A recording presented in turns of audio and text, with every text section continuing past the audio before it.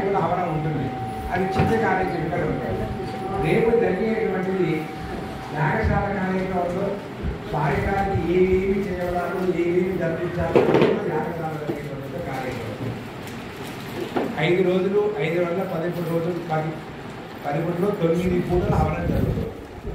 10వ పూట కార్యక్రమంలో చివరి కార్యక్రమం సాయంకాలం నాగవెల్లి కార్యక్రమం ద్వాదశ పరిక్రమణ. ఇప్పుడు మీరు ప్రదక్షిణాలు చేసినారు కదా, ఇటువంటి ప్రదక్షిణాలు 12 సార్లు ఉంటాయి.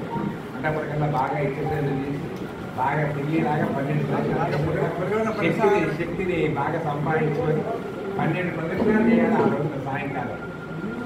ఆ చేసే ప్రదక్షిణ ఇంత చిన్నగా నడవద్దు, చాలా స్పీడ్గా ఉంటారు. 12 ప్రదక్షిణాలు చేస్తే అందరి కార్యక్రమం పూర్తవుతుంది. నాగవెల్లి కార్యక్రమంతో బ్రహ్మోత్సవం అనేటువంటిది పూర్తయిపోతుంది. ఇప్పుడు అంకురార్పణ అంటారు, మొదటిది ఆరంభం.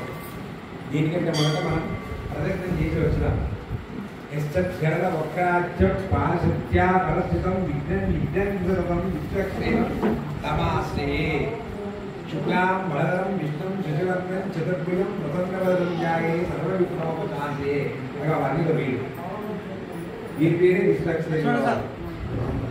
వీరి పేరే విశ్వక్షేమ వారు. ఈ విశ్వక్షేమ వారు ముందుగా ప్రదక్షిణ చేసి ఒకసారి అంత కార్యక్రమానికి మీరు ఆమోదించిన తర్వాతనే కార్యక్రమం అంతా కూడా జరుగుతుంది. మన ఇళ్ళలో అయితే గణేశుడికి ఆరాధన చేస్తారు. మీరు ఎంత కార్యక్రమం చేసినా, ఎంత పెద్ద కార్యక్రమం చేసినా గణేశుడిని పిలుచుకొని మొట్టమొదటి కనుక ఆయన కనుక మనం ఆదిత్యం ఇవ్వకపోతే అంతా దగ్గరే ఉంటుంది. ఆయన పేరే విఘ్న వినాయకుడు. ఆయన విఘ్నాలన్నీ ఇచ్చేది ఆయనే, తీసేసేది ఆయన. అంటే క్లియరెన్స్ సర్టిఫికేట్ మొట్టమొదటి ఏం చేస్తారో రూల్ ప్రకారం ఒకటి ఉన్నారు కదా, ఆ క్లియరెన్స్ సర్టిఫికేట్ మనకు కనపడదు. మన గణేశుడు క్లియరెన్స్ సర్టిఫికేట్ ఇస్తే ఏ కార్యక్రమైనా ముందుకు పోతుంది. ఆ గణేశుడి దగ్గర క్లియరెన్స్ సర్టిఫికేట్ ఇవ్వకపోతే ఏ దేవతలు కూడా ఏమీ చెయ్యలేదు. బాగా గుర్తుపెట్టుకోవాలి. అయ్యో నేను ఇంజనీరింగ్ స్వామి గారికి ఊటానికి ప్రవేశం చేసినా నాకు పని కాలేదు అంటే అక్కడ మీకు క్లియరెన్స్ సర్టిఫికేట్ లేకపోతే పని కాదు. క్లియరెన్స్ సర్టిఫికేట్ ఇవ్వాల్సిన తర్వాత ఇచ్చేవాళ్ళు విఘ్న. ఆయన ఇచ్చిన తర్వాతనే నెక్స్ట్ కార్యక్రమంలో సెట్ చేస్తారు. ఆయన దగ్గర నుంచి ఆదేశం 4 సేపు మీరు అక్కడ ₹1 కోటి రూపాయలు యజ్ఞం చేయండి అంటే యజ్ఞం చదవాలి. అక్కడ తనకి కావాలి మొదలు. ఆయనే పార్వతీ పరమేశ్వరుడు పుత్రుడు. శ్రీమన్నారాయణ దగ్గర విశ్వక్సేనుడు, పార్వతీ పరమేశ్వరుడు వినాయకుడు. ఆయన 2 శ్లోకాలు కలిపి చెప్తారు. ముందు వెళ్ళి శేఖర్ చెప్పారు.